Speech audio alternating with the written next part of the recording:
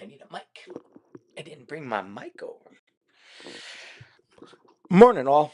Didn't bring my mic over. I'm like, what the heck? Let me do my music and then I'll move my links. Get my links.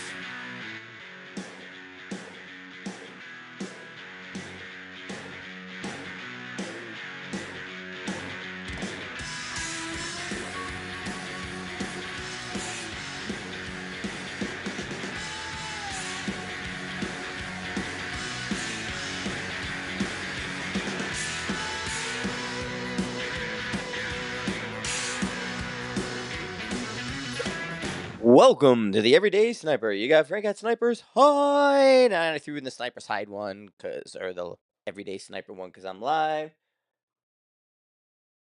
Somebody says it's not even morning now. It is here. They're like, it is here. It is here. It's only 10 o'clock. It's just 10 a.m. So I actually I was up early. I got my coffee. I don't know what I just did with it. Oh, there it is. I went and got my coffee. Went to McDonald's this morning. It's the girl's birthday today, so I had to do birthday treats. Um, and so happy birthday to Laura. She's there, and I slid out early. I was like, ooh, it's she's still asleep, and I went out to the store.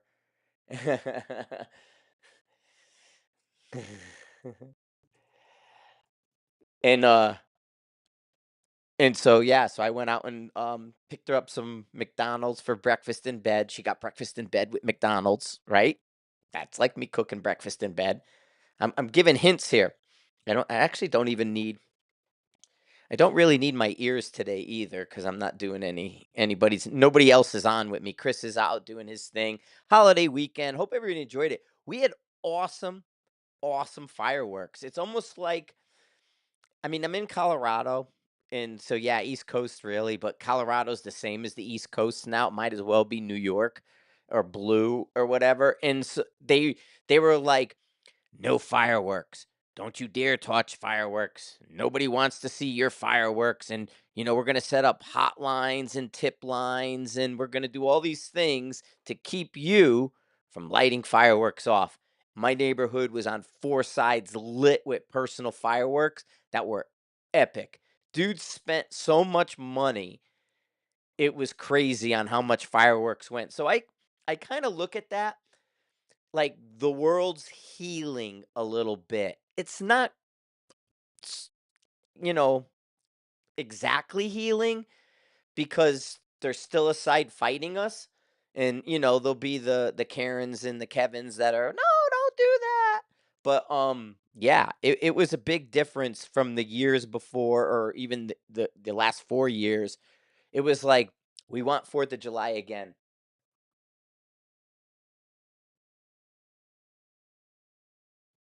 Yeah, well, but they're banned here. That's the whole thing. Is that you're saying how they were banned, but they're banned here, and they are. They actually set up tip lines like call on your neighborhood. They wanted you to rat out your neighborhood. Yes, and even last night. Last night there was an arsenal of fireworks. There was believe me, Colorado is behind communist lines. We are in the trenches with communism. No ifs, ands, or buts about it. And the fact that people were like, no more, we're lighting off these fireworks. It was a it was a and that was the thing. There was actually, and I'll explain this for Colorado. The main newspaper here had an article where they basically counted cars on the access road, because as soon as you cross the border to Wyoming, because Wyoming's the free state, there's a magazine stand. You want to go buy a high capacity mag or a 30 round mag, whatever you want to call it today. If you want to buy a standard capacity magazine, cross the border into Wyoming. There's a stand. And right. And then there was a newspaper article yesterday talking about 400 and something cars from Colorado going to the fireworks stand. And No, no, you're fine. You're fine. The comments are fine. I didn't have a topic for today. I just was going to come on and say thanks for supporting the 1 year of the Hyde. Uh, Great numbers, great everything for everybody. We did the giveaways. They were doing contests. They did, all this stuff. So no, you guys are fine to talk. I have no problem having a conversation on a Sunday morning with someone. I don't have Chris here to talk to. So super quiet. But yeah, they were counting the people going to buy fireworks, and this reporter thought it was, shaming. Look, 469 cars were counted in X amount of time going to the fireworks. That's so crazy. But this week for me, for you guys on here, we're going to Alaska this week for our class. So we got 3 classes up in Alaska. I'll be teaching up there. Middle of the week, we head up, and it's a process to go to Alaska. 5-6 hour flight to get up there. We'll spend the night. Um, 20. Ooh, I like the idea of a 25 GT. I hadn't seen people. I mean, I know they're doing 22 GT and 6 GT, so why not neck to a 25 GT? That makes a lot of sense to do the 25 GT like that. I hadn't even thought of doing a 25. We're gonna start once I get sorted out. I have the 25 Creedmoor here. Yeah, I have the 25 Creedmoor here. I have ammo. I'm ready to go. I have factory Hornady. And I have my 25 Creedmoor. So yeah, for power factor, I understand. He's saying how 25 Creedmoor for NRL Hunter. Yes, it's to give you the power factor, but I'm really liking, and I've said this before, and we'll talk, is that 135, 136, 134 sweet spot. I think that 130s are better than the 140s. And when we want speed back into the equation, don't get me wrong, some of those 140s will float really well and they'll work really well. But I like that idea of speed. We were seeing with the 100 grain ammo that speed inside our working distances takes up for error, right? Which makes sense. It's like, well, I could shoot a 308 and kill an animal, or I can get a speed demon and kill an animal, and so it makes sense that, speed was in those magnum equations for hunting. And so a 134 coming out of a 6, or a 25 cal, I guess, in a smaller case is going to be. Morning, Andrew. Kicking around a did for a 308 gun. Ooh. I would do the HK. I mean the Barretts are fine. There's nothing wrong with it, but he's asking about kicking around a 308. I would probably kick around we were just talking 308s, 25 GT. Like I said, I'm interested in that. And then I would do the HK. I'm an HK fan. And I really like that HK, like with the tariffs and with everything that they're doing, is coming into America, and that they're going to be periodically releasing some unreleasable stuff that they have in Europe that they don't bring over here and through the factory. In Georgia, man, we got our Georgia boys over there, right? Isn't that where HK's in Georgia? Through the HK workings, we're going to see more come out of HK, which I think would be fantastic. It's like, if you think about it, Andrew's in there.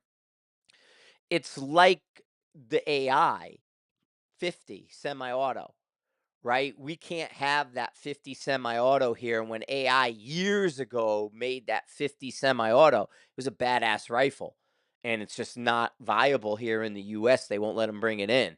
So if you can do something like that with HK, I like HK a little better. As far as that. I if you Fun fact. Boop. Fun fact. If you go to my YouTube channel, on my YouTube channel, look in the contents, look up Barrett Rec 7 and kittens. I have a video of me There was this so I was at Rifles Only working, and Barrett was down in, like, Mexico doing something, and they were convoying back up through with all their gear, and it was like a Barrett heavy thing, and they rolled into Rifles Only. And they had all kinds of personal protection, Rec 7s and this and that, and all crazy, all their stuff that you normally don't see come out of a shop because it's not necessarily what gets sold in the civilian market.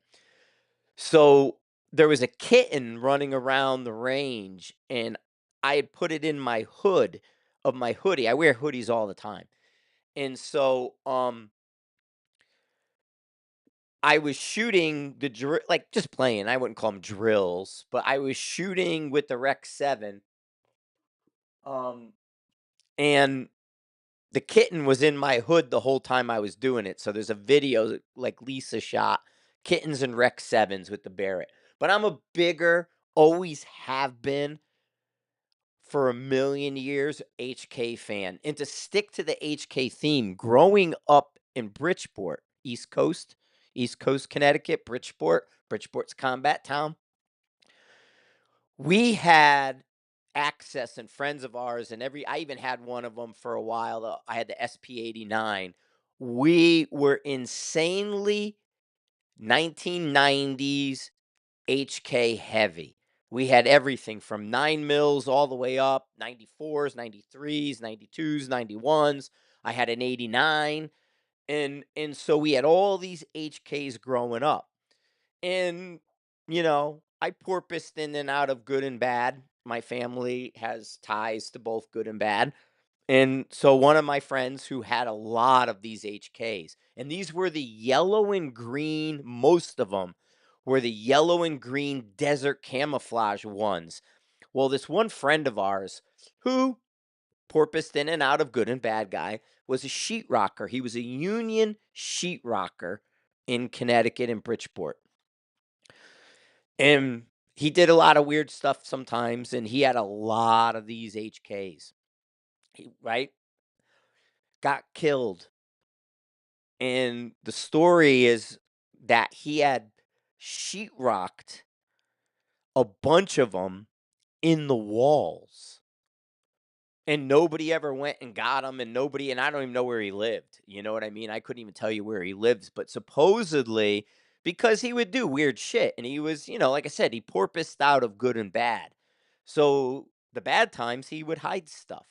And there is supposedly in a friggin' apartment in Bridgeport somewhere, there's probably 5 or 6 HKs running around, which is just insane to think about. That there might be some 1990 vintage ones in the wall. Really cool shit. Sorry, I had to wet my whistle. But yeah, we had speaking of southern Colorado, we had beautiful weather here. The fireworks were perfect. Um, Sometimes you can even I'd have to move it around, but I could probably show the firework. I did film a little minute of it. Where we go? There we go. There's like a minute. There's like 47. Yeah. We had this was like right out my back door. That's like right where my mailbox is. And these guys were just going nutso and just, I mean, pretty solid firework display for the 4th. And that was the finale. We didn't stay out the whole time. We went out for because they were lighting them off until midnight. It was going on from the moment it got dark. It was like 9 a.m. Or 9 a.m. 9 p.m. It started to get dark, and then from there until after midnight, the fireworks went. So it was pretty badass in the neighborhood. But yes, we're getting ready to go to Alaska. We have our Alaska Precision Rifle course. When I come back, I'm going to be doing Nebraska and Colorado classes, and they're on the high TV. So on the front, there's a couple spaces for some people. These are Mark and Frank classes, the two of them. So Mark usually fills them pretty good, but I know everything. We're about 4 students down on average overall, maybe, depending where we go, maybe 5. And we're going from 15, 16 person classes to 10-person classes, basically, is what's been happening with the economies and what's going on with all that. But I am putting the events on the homepage of Sniper's Hide. We just had the reunion. You guys can see it. You can sign up for those events and come. And so if you want to show up, the tickets are there. You could buy it. It tells you where it is, when it is, what it is. And we are going to be using those events on Sniper's Hide, the Hide TV right there. Boop, boop, boop, there. And so to manage our classes. So our classes are now being managed through Hide TV, the Hide.tv. So anybody that wants to pop in or last minute it, those links are up, those are active, and we do have some space. Not a lot, but we could fit 2 or 3 people, no problem. Like I said, we're down a little, but not crazy. And so that's what's going on with our class in Alaska. Alaska's are great classes. The weather is a little chilly. You're going to be bundled up, layered up a little bit, but it's not. It's mainly in case it rains. It wants to rain every day in Alaska, but we have a covered line, so you're not laying in the rain. You're not standing in the way. Morning. Stupid question.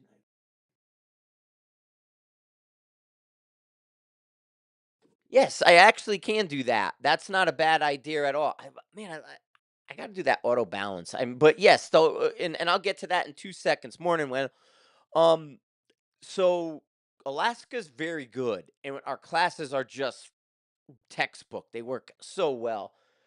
Morning, Chicago. You guys got the race. You gonna go see the race at all, Bobby? Chicago races today. It's a street race too. You should be able to see it without tickets from a vantage point. We got Bobby on from Chicago this morning.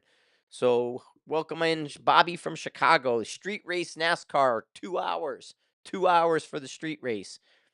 And so yeah, I forgot where I was going with that. Oh, Alaska. The classes are really good. They flow really well. But now we're moving those classes into the Hide TV, where the videos and that. And then speaking of videos, Andrew's asking a really good question. How to use the reloading depot and how I use it, cuz there's 20 years of resources in the forum. If you think about it, Sniper's Hide started as it stands today in May of 2001. The site started in November of 2000. In May of 2001, I bought the forum software and moved it from sort of a strung board, message board, to a forum. And then as we created things, so you could probably go back to 2005 and realize that there are 20 years of reloading data. And a lot of it, if it's there, it's probably really, really good. And as I was saying, one of the things I'll do with the reloading depot on the Hide is I'll say, I want to shoot this bullet and I want to get as close as I can to this speed. And the nice thing is, people will put in the reloading depot all the details of what they did. And so you'll be able to go, okay, here's a 6.5. That's, 2750. No, I don't want that. I want 2850. Okay, here's 2800. Here's 2825. Here's 2850, 2850, 2850. And what happens is you're going to see a pattern appear. And yeah, you gotta search it. You do a search, but then I just go through and find it. You can, and guys have created a search, and I think there's a way to do an advanced search. But in the past, what guys were doing is those Site Plus searches from Google, where you tell it to look at this place only and then pull out exactly what you need. But really, when you go into the caliber, once you find the caliber you want, everything's usually there. And so all the calibers are in one giant thread with potentially 50 to 100 responses of different people trying different combinations. And so then I'll say, okay, 43 grains at age 4350, 43 grains, 43 grains, 43 grains. Okay, let me start 42.8, and then I'm going to go up to 43.4, and then do my ladder like that. And usually it's spot on. And you find out that you didn't need the edges. The one they told you worked perfect.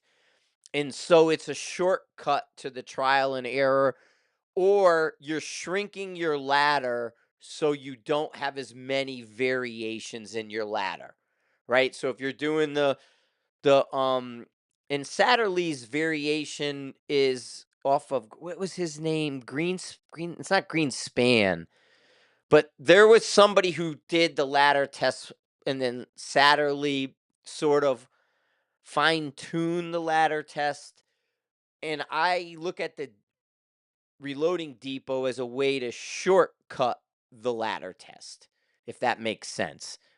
So I'll do that, and that's where that goes from there. But yeah, the resources, using the resources, is either a search or knowing where you want to go to find it, like in the reloading depot, going to that caliber.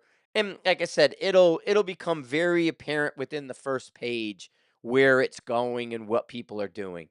It's not like it's crazy, but you can do a search, the forum searches and stuff.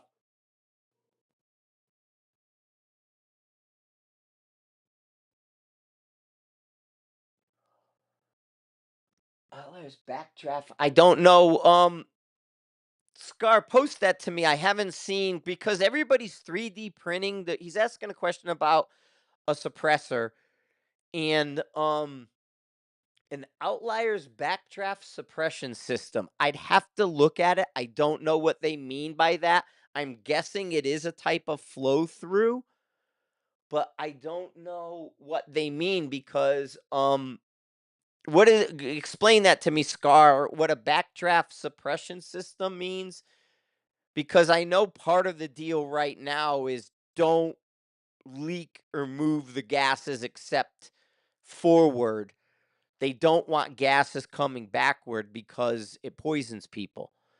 And they found out quietly that they poisoned everybody, especially in the ARs, with the suppressors and the gas, all that black in your face from an AR and spitting everything back. So I don't know what the outlier, but I will look it up and I will read about it. I hadn't seen it or heard about it. The last conversation I had, Suppressor, was a month ago. B&T, one of the guys I know, moved to B&T, and they've been working their 3D printed, and now I believe they're going 100% 3D printed, to whatever degree that means, whether it's metal or material, poly or metal 3D. And so they're supposed to be sending me a gift pack of the B&Ts. But I hadn't heard of that outlier. I mean, I suppose I can Google it right now and we could talk about what I read, but I hadn't heard it. So unless you kind of fill me in a little on the Outliers backdraft system, I'm not familiar with it. So many 3D printing, and like even Tyler MK,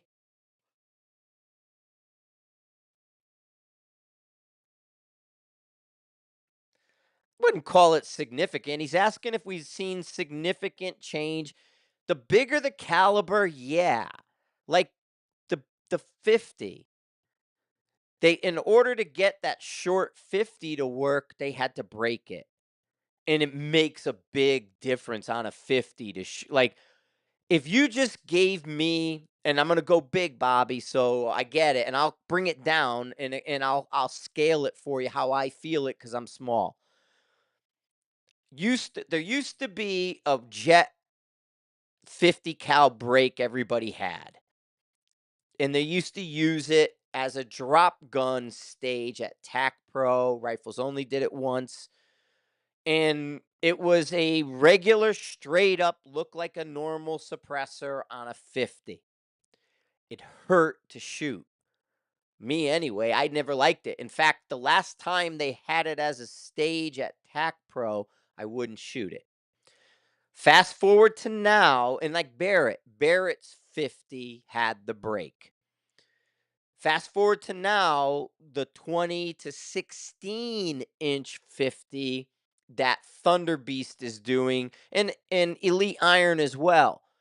That was a request. We want a a small 50 to throw in a cop car to shoot an engine block and not have to carry a big giant one. We're not shooting miles away.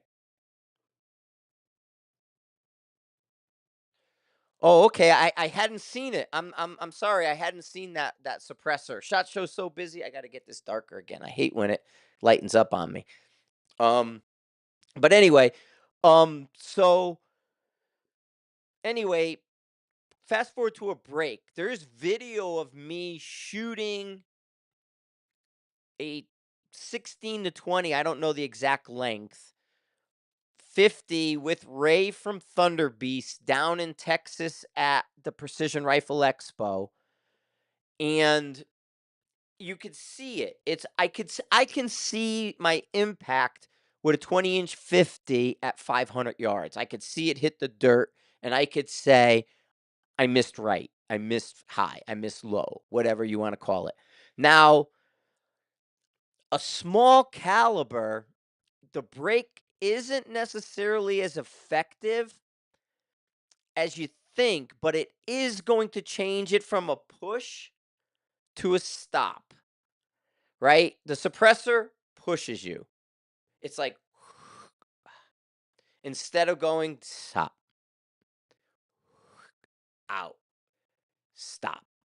And the sportier the caliber on these, the better. Now, I will say, and maybe I should go down and get it, like Thunder Beast has a little bit of it, a little bit of angle to it. Like, think about the silencer Co when they had the harvesters with the fans on, like, the brakes in the front of the harvester.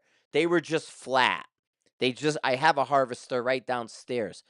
They were just flat straight out. And they worked like if you put it on a 300 Win Mag, it would feel really good.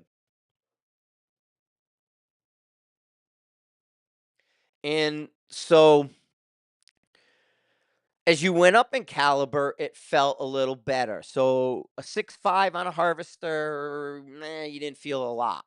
But a 300 Win Mag, you felt it.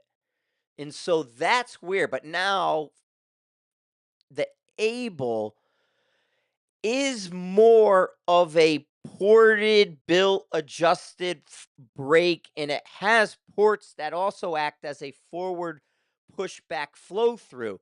So they tuned the Able. I wouldn't call the Thunder Beast a tuned brake. I would call the Thunder Beast a brake that works, especially the higher caliber. I can do the outlier. Hang on, let me look up the outlier really quick. Let me pop in here. I'll Google it and see it. There it is.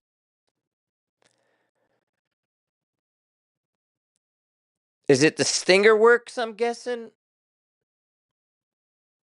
Oh, well, they have a back. You have to have a barrel with that. It's a backdraft barrel. What is this backdraft barrel? This was the innovation. It's the barrel. It's saying the innovation is, it says introducing the Guns America best innovation product. It's the barrel. I would bet you it's a combination. You have to do the barrel. So what they're doing is sounds like they're doing some type of um what do you call it? Okay, it's a system. That's why I didn't pay attention to it because of the barrel. Yeah, it's a OSS.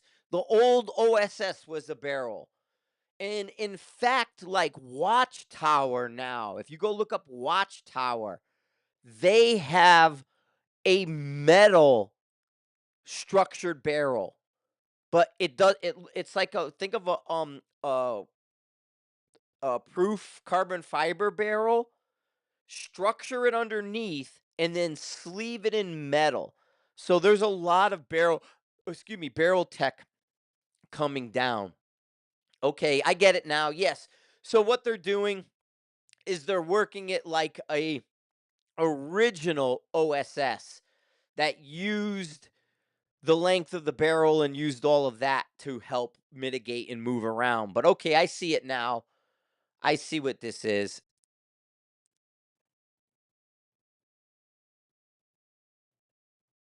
Yep, got it. Here it is. Okay, so rapid cool. Here we go. Slower to heat up. Rapid 42% cooling. Backdraft barrel. So they're running the backdraft through the barrel. Got it. Got it. Yeah, I see what they're doing. Okay, Scar, I see what they're doing and it definitely has merit. I see exactly what they're doing now. They're letting that flow. They're giving the pressure a place to go that's not at you. It's not outside coming back through the gun into you. It's coming back into the gun and then out. So they're running it through the barrel to eliminate the pressure so it doesn't squirt it in your face. Because the squirt in your face, they're afraid is we're like the GWAT guys who are SF who carried a suppressor, you guys are fucked. Like the Camp Lejeune, I'm a Camp Lejeune guy. I got the blood stuff. I go to the VA. I'm a Camp Lejeune Marine. I have the benzene in my bloodstream from Camp Lejeune. You guys are worse. You guys are going to be in a lot more trouble than I'm at now than you're going to be at my age. So this is a way to fix that. Suppressor, pressure, and then the cooling because they're moving the gas around. They're not letting hot gas dwell in there, so it shouldn't get hot as fast. And it makes perfect sense. They're moving the air in what is not a closed system, but what would be considered a closed system. And so they're moving the air within the closed system instead of venting that air back at you. So no, that makes perfect sense and I can understand completely where that's going and how that's going on. So yeah, that makes sense to me. Um but I hadn't seen it and I remember them talking about it now and I remember a couple other things, but I didn't get in to go see it. So like that.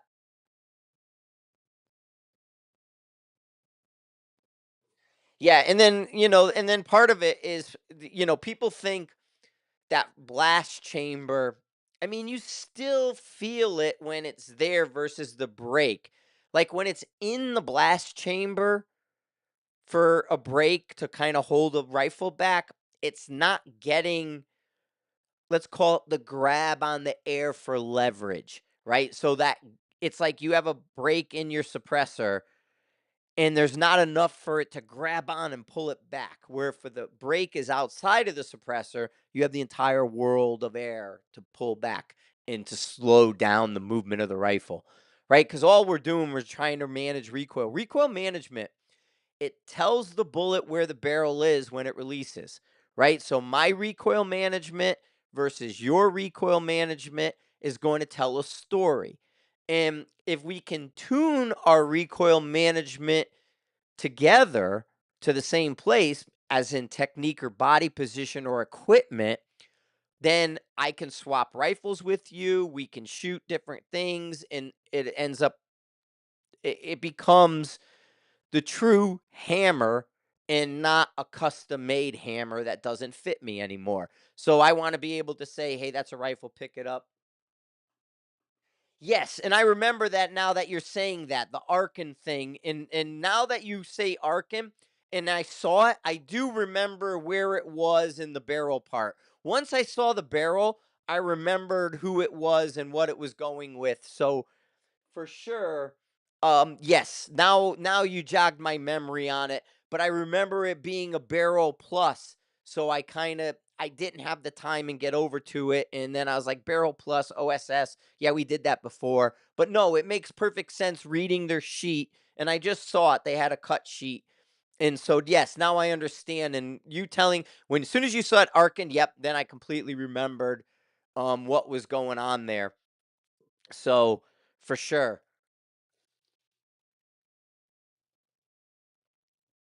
And I remember Shot Show it being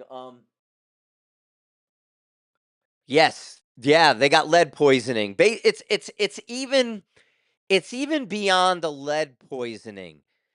It's a carcinogen that goes beyond lead because of the combination of lead and carbon.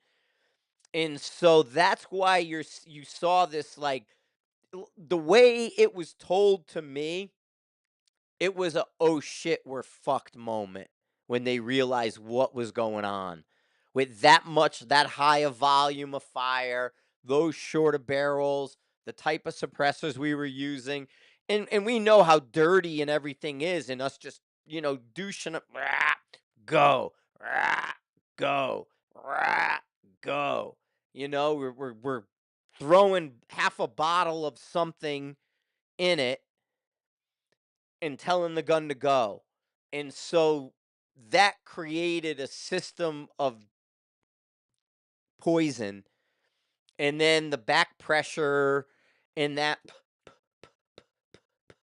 in our face all the time, and we're breathing it in. Yeah, they're saying some of these GWAT guys are going to be in serious trouble. So that's why you saw like the Thunder Beast, the lock when they switch to lock and they're testing. So you look at the brakes and you look at the lock, and you'll get that sort of gas pattern up at the brake and the barrel. They wanted all of that gone. And that's when you started to see the locks changing. And so that's when they quietly realized, oh, we poisoned a whole bunch of people, and so they got a little scary with it. And it's like, oh shoot, what do we do with that? But yeah, so but I mean, don't get me wrong, and I was just on the phone with that, B&T, and because of the 3D printing, because of the innovations and that the things they're able to do, even metal, and they're going in and they're solving the problem now. And OSS looked at it. That was probably the early days of it. And the other thing, speaking of all this, and I'm in so I was at SHOT Show, I was at the Leatherneck Club, and then these suppressors came up like you're talking about, and the blowback and the flow through and the 3D printed. I met a guy at the Leatherneck Club who, all in the family, and he works for government. He's a .gov now. He was Marine Corps and in .gov now. And he is attached to testing 3D printed suppressors. And they're saying the porous nature of the print, especially in poly something not metal, but the porous nature of printing is absorbing this poison, and they don't like that either, and they can't sand it out. If they try to like basically sand the print, you ruin the strength of it. So they're trying to make it smooth so that porous 3D printed stuff doesn't just hold everything in there. And now they're talking, if you like pay attention, you're going to see people are talking cleaning suppressors more. And they're going to be kind of going around this, oh, we got to clean it. We got to clean it. We got to clean it. I never clean my shit. Some of my stuff works better dirty. The dirtier you get the can, the better it works. I've seen that. I have it. I own it. And so they don't want them dirty, and they don't want them collecting carbon, and they don't want certain things to happen. Or at least they're trying not to, because It's in our face right here, and we're breathing it and we're hyped and excited.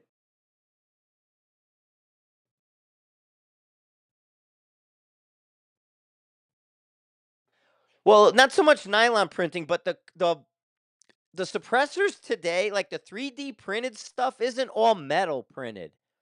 Some of it is a I don't know what it is. I'd have to look it up, but it's a poly of something. It's not. That's why they're making them light, and they're doing all this weight, and so some print metal, some don't, and so some of that stuff, um, that they're trying to print with, that's not necessarily metal, but even the metal printing is porous. And so they're saying that the metal printing and that stuff isn't really right for what we're using it, but we're using it. And that could create a problem of its own. And so, yeah, there's a medical side to this that's quiet because they're afraid. They're gonna get in trouble and they know it. But they'll if the quieter they are, it'll be my kid will hear about it. I'll be gone and nobody will be able to talk to Frank and they're going to go, "Oh, Frank passed away, but he mentioned it." And now all these people have problems. And so that's what's going to happen. But yeah, I don't know. I'm in a bar, middle of the night. He's telling me about the 3D printed stuff and the printing of lasers, and that the government has a whole department looking at it. And because of the poisoning prior, they're aware of it up front and they look at it like that and they're not fans. So that's part of the thing is that they're one of the solutions is dudes are going to have to clean their suppressors in the military. Like it's no clean your rifle, clean your this, clean your that, go clean your suppressor. They're going to do that. You watch. And so this is all these little nuances that don't get thrown out into the public wide, but like if you bounce into the right person and then it's like a rabbit hole and you go, "Oh, wait a minute. Him to him to him to him." And the best ones, like the innovation for any of this is going to be Thunder Beast. They lean on Thunder Beast more than anybody, I would say, because they're the successful nature of Thunder Beast and what they do, but Ray and them guys are everywhere, and Thunder Beast is always probably whatever they're looking at would be an indication somebody on the backside is too. Even the why an Atlas or a Thunder Beast bipod. They were in a thing talking suppressors and they said, "Hey, you should do this bipod. Nobody's talking about it." And the specs are unique enough when we release it, you'll have a leg up, So if you look at the Atlas Cal and the Thunder Beast bipod, they're very similar for a reason. And they go outside of the normal box of a Harris.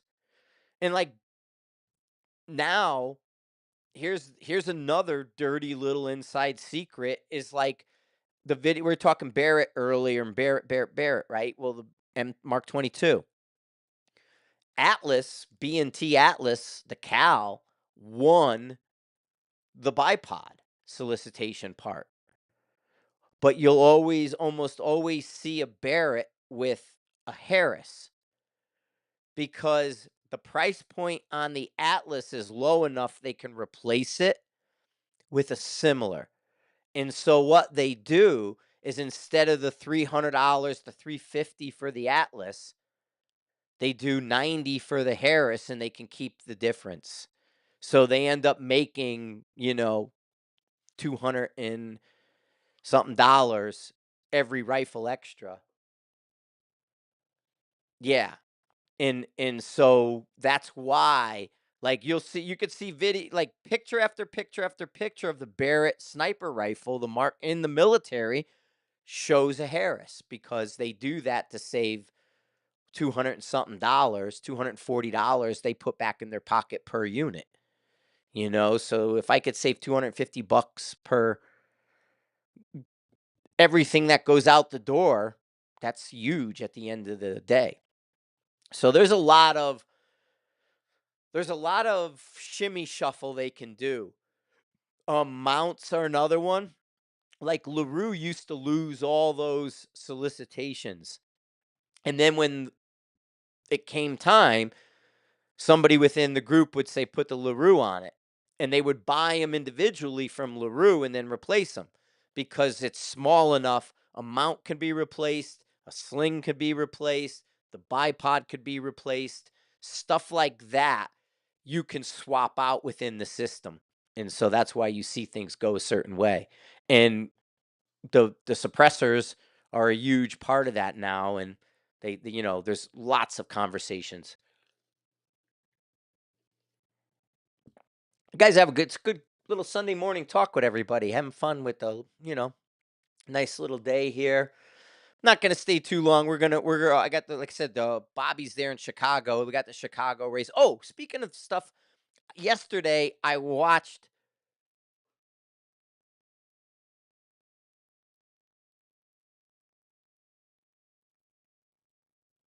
Yeah, I believe that.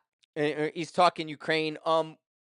Even at Major Land last year, when I went to Major Land, all the associations and everybody, the Scout Sniper Associations, Army and Marine Corps, and all the things were there at Major Land. And so at the Appomattox House, the hotel there, they had a gathering. And they brought guys in from Ukraine who were in and out of the US and now are working over there. And the guy was talking at the time, now go back last October, he was talking the prevalence of the fiber optic drones. He's talking all the different things they're doing, how to find these guys. And so yeah, we see a bunch of stuff. The laser is off of what like the tanks. So an Abrams guy, if this was World War II again and our tanks were coming over the crest of a hill and there was a tree line that we knew the enemy was in, the Abrams take the lasers and sweep the tree line. Anybody on glass will get fucked up. You know what I mean? Because the lasers are that good. So, yes, the lasers that they have coming off of tanks can hurt us in our eyes and stuff. So, if they find anything, they sweep them. And that was a tactic. My best friend was second tanks. And so that was absolutely a taught tactic. Sweep the tree line. Anybody on glass is fucked, and just hit it with a laser. But I was gonna say yesterday, I lazed out yesterday. Lazed. I was lazy, lazy. So I watched the Black Sabbath Ozzy Osbourne thing all day. I got up at 7 in the morning, fired up the app, live streamed into the UK, and I watched the final Black Sabbath and the final concerts. What a blast, man. I mean, it was nostalgic for me because I've seen a lot of these bands in the past in the 80s, grew up. I met my Ozzy Osbourne story. So I was 1983, concert with Motley Crue. He's playing New Haven Coliseum. And I get there a little early. I think I'm 16 or so, 15, 16, right around then. And we'd go to concerts every week. We were always going to concerts. So close, so easy, so many. We always went. And I'm walking in through New Haven and coming around New Haven Coliseum area by, Yaley, not too far from there.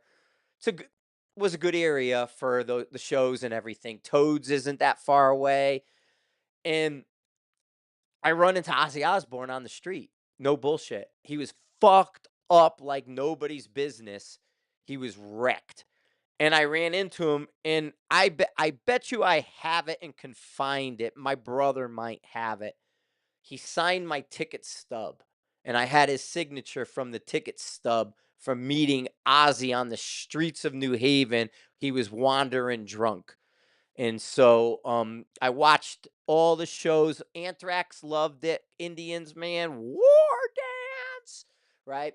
And Anthrax, New York band, used to see them all the time. Loved Anthrax. One of the original lead guitarists from Anthrax is actually a custom watch builder now. He got out of the band early, Danny Spitz there, and he makes fancy high-end watches now, fucking and all that $1,000,000 watches.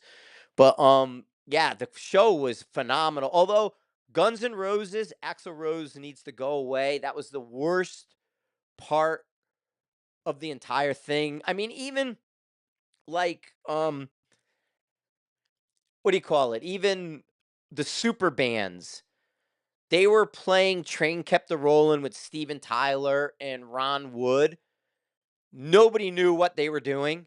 Like, they were just playing and banging into each other, and if I saw you, let's do something, to the point Ron Wood reached in his trying to get his slide out, and the song was ending, and Nuno Bettencourt is like, "No, no, no, keep going, keep going." He's like, "No, no, no, keep going," to the drummer because the drummer's getting ready to end, and he's like, "No, he's not ready." Right? And so Ron Wood then plays his thing like the super band with Ron Wood and Steven Tyler was there was like 3 of them was hysterical because it was great to see these guys play. None of them looked like they practiced with each other.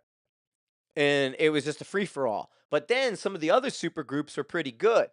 And I think Tom Morello, Rage Against the Machine, completely overrated. He made a good show. He was the guy who set the show up. As a player, I think he sucks. And I suck. And I think he plays about as good as I do. And so it it was I watched all 7 hours of it, camped out in front of the TV the whole time, fired it up, plugged it in, and just watched all of it and really, really enjoyed it. The only thing that made me feel my age and made me feel like, "Ah, shit." Ozzy's in the chair, and he like, his mic was on. He was talking, he was singing, because the camera was right there and it lined up perfect. And so I'm like, yeah, Zach was singing backup. There was some stuff going on, backup helping him, but he was not lip syncing. And the crowd didn't care. They were so into it. They were going nuts for him. Not as big as Slayer. Slayer fucking ruled the roost. Slayer was next level when it comes to crowd. But Ozzy's Black Sabbath's crowd was huge into it. Ozzy wanted to get up and he couldn't. He couldn't move. And you can just see it in his face. He wanted to do his thing. He wanted to be the guy. If you've ever seen Ozzy, he in between, he runs around and he does that and he hypes you and then he does, yeah, and then he'll run to the other side. He wanted to do that and he couldn't, and it showed in his face. At one point, don't get me wrong, I mean, it was a great send off to an insane band. Yes, Tom Morello blows, man. Dude, watching him play, he sucks. Ted's on, man. Dude, watching fucking Morello play, he sucks. He's all power chord. Like, watch Nuno Bettencourt doing the same part of the song, and he's up doing a real chord. And Morello, and then even when he did the Rage Against the Machine with the slide, he's got his strumming hand on the switch, and he's just taking the slide and moving it across the pickups and flicking the switch. That's the Rage Against the Machine sound. I'm like, are you friggin' shitting me? That's the Rage Against the Machine sound is a slide banging against your pickups, flicking your friggin' pickup switch. He might as well use the on off button. He needs the kill switch. He needs the kill switch, man, on the Wolfgang, because that works better than it does for he was trying to do. It was crazy. So yeah, yeah, but he's a total one trick pony. But it was a great show. Really liked it. I mean, Metallica was tight. Metallica's always tight, but Metallica was tight. GNR, the band was good. Axel was awful. He can still do a Paradise City or whatever, one of their songs. He cannot play anyone else's song. He cannot sing, so he cannot play anyone else's music. Yeah, yeah. I mean, rage blows. And so yeah, but I mean, I thought like everybody was good. The only thing too I want to look, and maybe Ted can look this up. So I kept going back and forth to the super group. They had the young blood kid. He was wearing all black. He was maybe barely in his yeah, Hailstorm was good. I like oh dude, they're calling Lizzie Hale because of what she was wearing in the red outfit. Angry Taylor Swift. You cannot unsee Lizzie Hale as Angry Taylor Swift. Um because after Lizzie Hale, man, they're like, she's Angry Taylor Swift. I was dying because the I was following it on X as I was going through. But yes, Lizzie Hale was very good. I liked Hailstorm. They were excellent. And I liked the Ghost when he did Bark at the Moon. And Nuno Betancourt owned that stage. Nuno was the best guitar player on that place. Nuno owned that stage. He ran the show when they were out there live. I could watch Nuno Betancourt all day.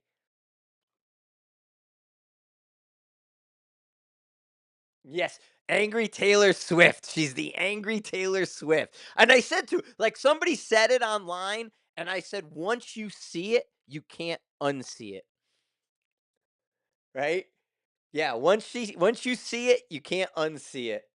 Yeah, she does. And it was funny too, because Ted during Bark at the Moon, it was like, they had Vernon Reed out there from In Living Color, but even Nuno had to do all the friggin' parts and shit, and they were saying, like, Morello only did the backgrounds because he couldn't do any of the, like, leads for anything, so he had to let Nuno do all the hard shit. But yeah, Jakey Lee, which they didn't bring Jakey Lee out for Bark at the Moon. They let Jakey Lee do Ultimate Sin and Shot in the Dark, but then they didn't bring him out for Bark in the Moon, and it was a super group. They could have brought Jakey Lee out and let him do Bark at the Moon too.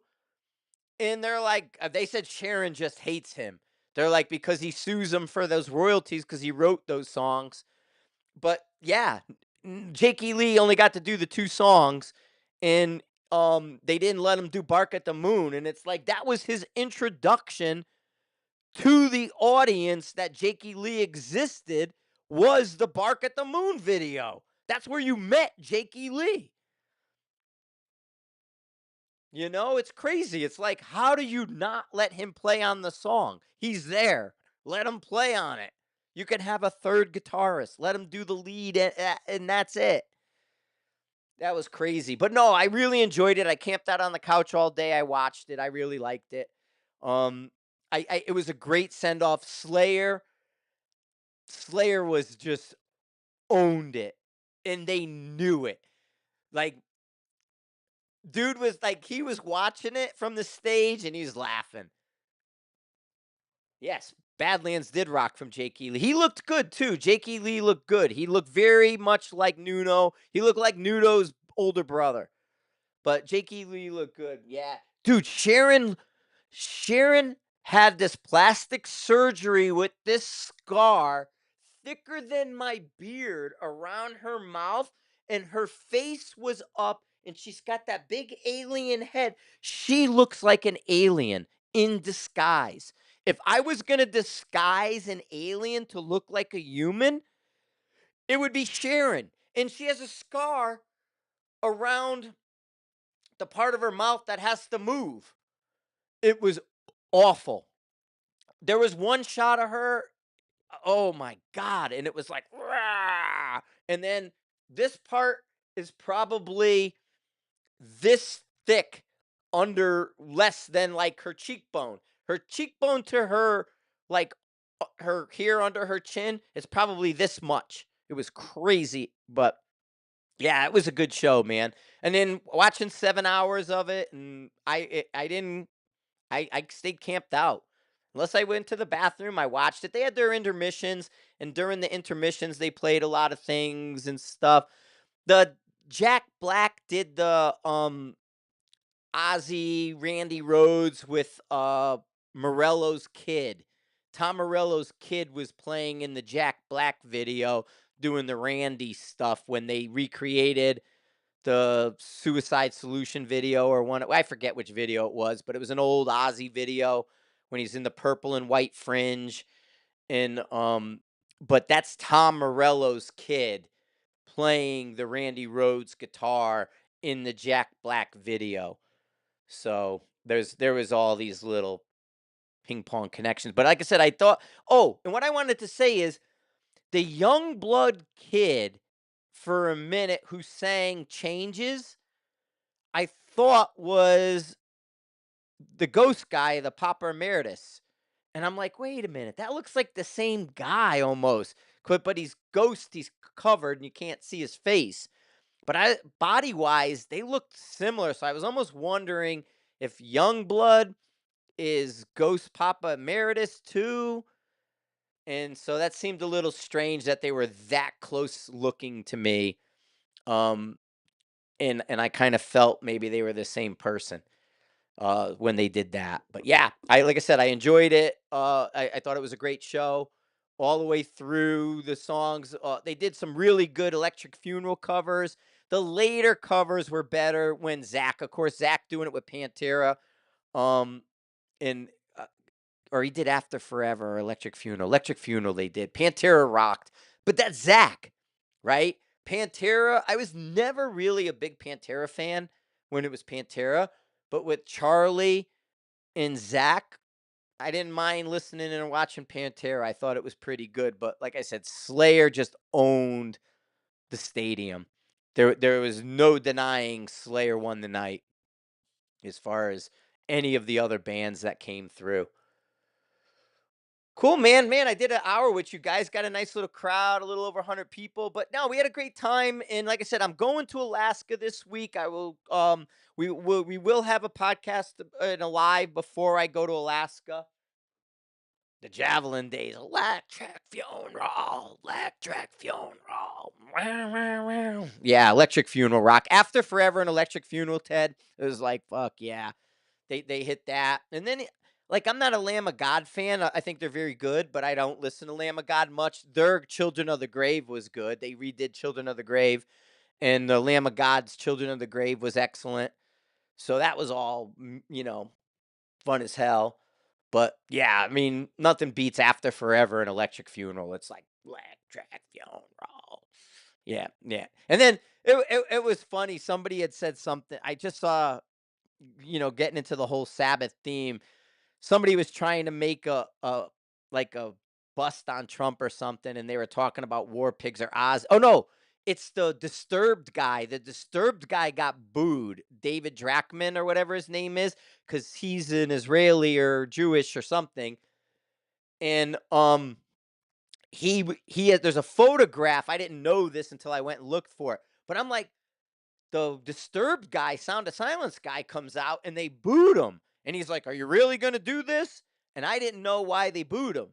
So I went and looked it up. And I went and looked up why they booed him. And he was signing artillery shells in Israel. So after October 7th and when they invaded Gaza, he was there and he signed artillery shells. So they were getting him for being Israeli or Jewish, and they booed him for that. And I didn't realize that was why. I was like, "Oh shit, that was crazy." And so somebody had said, "Well, he's at a Sabbath concert. He's a war pig. He should fit right in." I'm like, "Tell me you've never listened to the words of War Pig, you know? It's like you don't know what War Pigs is about." But somebody tried to flex when they saw he got booed to call him a war pig and that he fit in at, what's the problem? He fit right in with the other war pigs. It's like, fuck off, dude, But anyway, Yeah, he was strange, and I mean, he's got the voice, but I guess he is who he is. I mean, they're all, there's a bunch of them. And then who else was there that I really like? Like I said, the Anthrax was good. The one, who I was a little disappointed in was Gojira. I had always thought Gojira was better than that. I was not a fan of listening to Gojira. I kind of think I wandered around and made lunch during Gojira or made something to eat. But I thought they were different for some reason. And so that was kind of, you know. All right, guys, I'm going to take off about an hour on here. I'm going to get ready to go watch the race in a little bit. I'll leave in 6 minutes. So I'm going to start cycling out in 6 minutes. Thank you, everybody, for being on again. I really appreciate you all. Again, we're going to be in Alaska. We're going to be doing the classes. Thanks for stopping by the Hyde and doing the Hyde TV thing with us. Great views, great 1 year anniversary. It's working. Everything's happening. So thank you all for the 1 year anniversary of the Hyde TV. Really appreciate that. And just everything, man. Had a good week. Good numbers, good everything. Videos are up. We're in a groove. We're rolling now.